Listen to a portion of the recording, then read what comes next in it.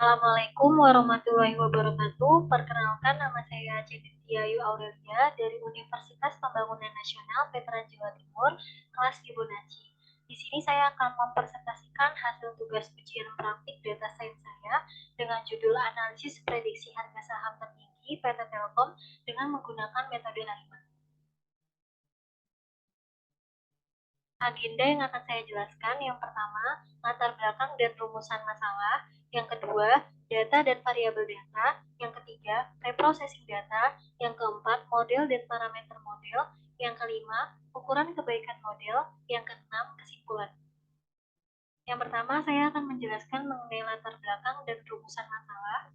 Latar belakang permasalahan yang saya ambil, saham merupakan salah satu jenis investasi yang paling dikenal oleh masyarakat dan sebagai bukti kepemilikan seseorang atas suatu perusahaan, termasuk saham PT Telkom. Prediksi saham sangat berguna untuk investor dalam mengetahui pergerakan harga saham dalam interval waktu tertentu, apakah ada kenaikan atau penurunan pada harga saham. Perubahan harga saham yang relatif cepat dari waktu ke waktu dapat memudahkan investor atau pemilik saham dalam mengambil keputusan mengenai saham mereka. Dengan menggunakan metode ARIMA pada data saham PT Telkom tahun 2017 sampai tahun 2022, diharapkan dapat menganalisis hasil prediksi perkembangan harga saham dengan baik pada interval waktu tertentu, sehingga dapat menemukan model terbaik dari metode ARIMA untuk melakukan prediksi harga saham di masa depan secara cepat dan akurat. Rumusan masalahnya, berdasarkan latar belakang permasalahan tersebut, diperoleh rumusan masalah sebagai berikut. Yang pertama, bagaimana model dari analisis prediksi harga saham PT Telkom dengan menggunakan model dari metode ARIMA dari tahun 2017 sampai tahun 2022. Yang kedua, bagaimana hasil prediksi dari model ARIMA yang digunakan untuk memprediksi harga saham PT Telkom. Selanjutnya, saya akan menjelaskan mengenai data dan variabel data.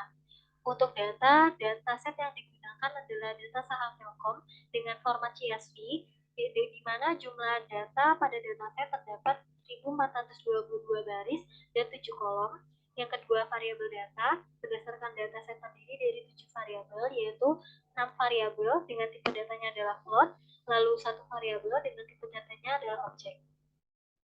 Selanjutnya, saya akan menjelaskan mengenai preprocessing data, di mana pada preprocessing data ini kita ingin melihat apakah terdapat nilai missing value pada dataset, di mana kita dapat menggunakan fungsi sinteks berikut, di mana dari output di atas ini terdapat data yang mengandung missing value. Maka dari itu, perlu ditangani agar algoritma dapat bekerja dengan baik jika dataset tidak berisi missing value. Missing value-nya ini adalah terdapat pada open, high, low, close, ADG close, dan juga volume. Selanjutnya kita dapat menanganinya dengan mencari mean dari kolom open menggunakan metode mean, kemudian mengganti nilai missing value tersebut di kolom open dengan mean menggunakan metode replace. Begitupun juga dengan variabel height, kita dapat mencari mean dari kolom height menggunakan metode mean, kemudian mengganti nilai missing value tersebut di kolom height dengan mean menggunakan metode replace. Selanjutnya kita dapat mencari mean dari kolom low menggunakan metode mean, kemudian mengganti nilai missing value tersebut di kolom low dengan mean menggunakan metode replace. Kemudian kita dapat mencari mean dari kolom close menggunakan metode mean, kemudian mengganti nilai missing value tersebut di kolom close dengan mean menggunakan metode replace. Kemudian kita dapat mencari mean dari kolom energy close, dan lalu begitupun juga dengan volume. Untuk selanjutnya, setelah kita melakukan tahapan tersebut, kita dapat memeriksa kembali apakah masih terdapat missing value pada data.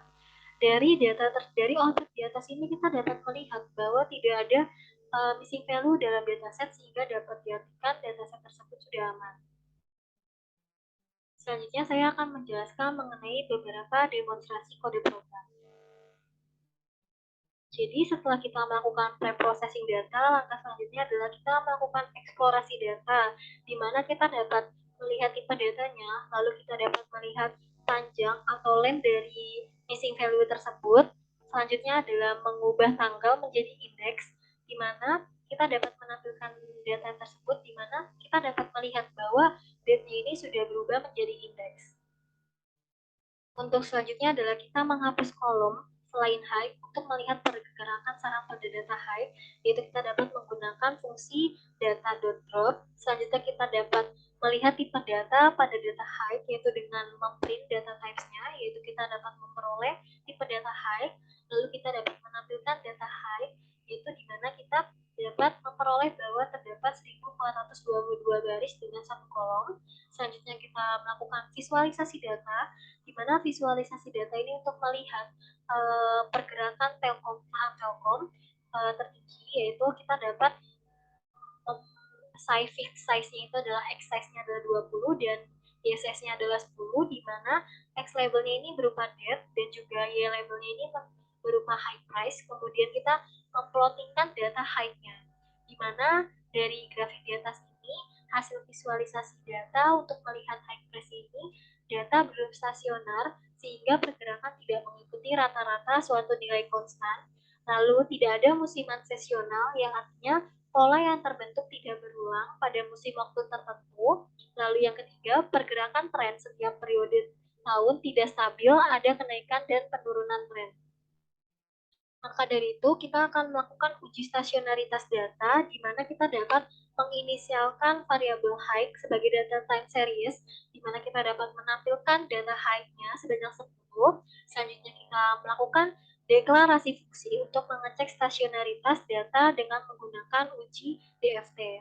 Di sini kita dapat melakukan MEAN, yaitu mencari rata-rata dari pergerakan harga saham setiap 12 hari, lalu kita dapat melakukan standar deviasi pergerakan harga saham setiap 12 hari, lalu kita dapat melihat performa dari DFT tersebut, lalu kita dapat melakukan uji hipotesis di mana H0-nya ini merupakan data yang tidak stasioner, lalu HA-nya ini merupakan data stasioner. H0 akan ditolak apabila p-value-nya ini kurang dari alfa 0,05. Selanjutnya kita melakukan uji stasionaritas untuk dataset, yaitu kita dapat memperoleh dari grafik di atas itu, kita dapat memperoleh informasi bahwa nilai p-value-nya ini ternyata 0,385540, yang artinya itu p-value-nya ini lebih besar dari 0,05, yang berarti H0-nya tidak ditolak. Maka dari itu data memiliki keadaan yang tidak stasioner.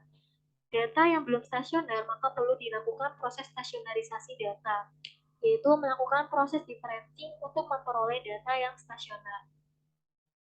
Selanjutnya kita dapat melakukan proses differencing dengan memplot data time series differencing 1, yaitu kita dapat melihat bahwa pada grafik ini kita dapat melihat setelah dilakukan proses stasionarisasi data, pergerakan datanya ini sudah di sekitar rata-rata. Selanjutnya kita dapat melakukan uji stasionaritas data untuk dataset, yaitu kita dapat melihat bahwa p-value-nya ini adalah 0,00, di mana p-value-nya ini ternyata kurang dari 0,05, yang artinya sesuai dengan keterangan pada uji hipotesis. Kemudian dapat dilihat juga pada tes statistiknya, kita dapat memperoleh bahwa tes statistiknya itu adalah min 29780630, di mana tes statistiknya ini kurang dari critical value 5%, yang artinya pada tingkat konfidensi 95% data itu sudah tergolong stasioner. Selanjutnya adalah kita melakukan plotting pada ACF, yaitu autocorrelation, dan juga plotting PACF, yaitu partial autocorrelation, di mana kita memiliki lags-nya itu sebanyak 50. Selanjutnya ini berikut adalah grafiknya, di mana plot ACF-nya ini dan juga plot PACF ini dibentuk untuk mengetahui order dari AR dan MA, sehingga bisa diketahui model yang sesuai untuk data. Untuk selanjutnya, saya akan menjelaskan mengenai model dan parameter modelnya. Di mana pada saat membuat model dengan menggunakan metode ARIMA, data training yang digunakan ini adalah 70%. Kemudian kita mengevaluasikan kombinasi nilai P, D, dan I untuk model ARIMA, dan memperoleh base model ARIMA yang dihasilkan dari data saham Telkom.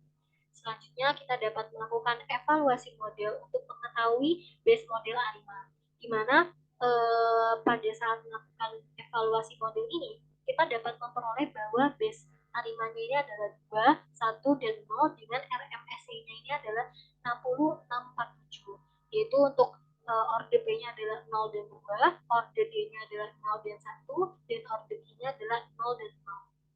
Selanjutnya adalah kita melakukan visualisasi perbandingan antara dataset setelah proses differencing satu kali dengan data hasil prediksi harimanya adalah 210. Untuk selanjutnya saya akan menjelaskan mengenai ukuran kebaikan model, di mana pada ukuran ini kita dapat menemukan memperoleh informasi yang dari pemodelan ARIMA 210 pada dataset. Kita dapat melihat outputnya bahwa AIC-nya ini ternyata 15679,375 dibandingkan dengan BIG dan juga HIG, di mana nilai AIC ini paling terkecil, maka menandakan bahwa modelnya paling terbaik.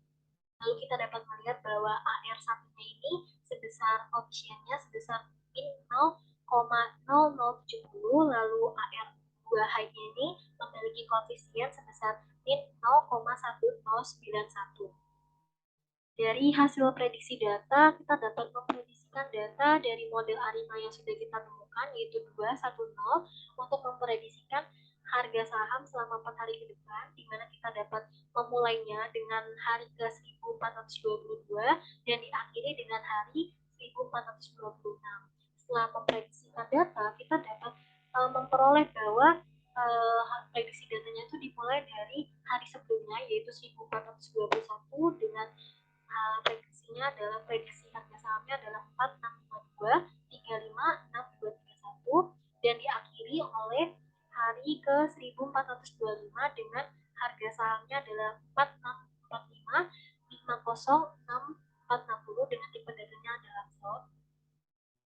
Selanjutnya saya akan menjelaskan mengenai kesimpulan berdasarkan hasil prediksi data pada saat melakukan pemodelan dengan menggunakan metode ARIMA dengan data training yang digunakan adalah 70%, maka diperoleh bahwa data yang telah dilakukan differencing satu kali dan membentuk data stasioner yang menghasilkan base model ARIMA yaitu 210 dengan RMSE-nya adalah 60647, di mana hal tersebut sudah sesuai dengan plot ACF dan juga PACF, dan dataset ini telah mengalami satu kali proses differencing. Dari base model ARIMA tersebut dapat memprediksikan data saham tertinggi pada Telkom untuk 4 hari ke depan dengan tipe datanya adalah float, yaitu sebagai berikut, di mana hari 1421 saham tertingginya adalah 4652, 356231, dan diakhiri dengan hari 1425 dengan harga saham tertinggi adalah 4645506460. Sekian hasil dari presentasi saya mengenai analisis prediksi harga saham PT Telkom. Mohon maaf apabila ada kesalahan dalam perkataan. Terima kasih. Wassalamualaikum warahmatullahi wabarakatuh.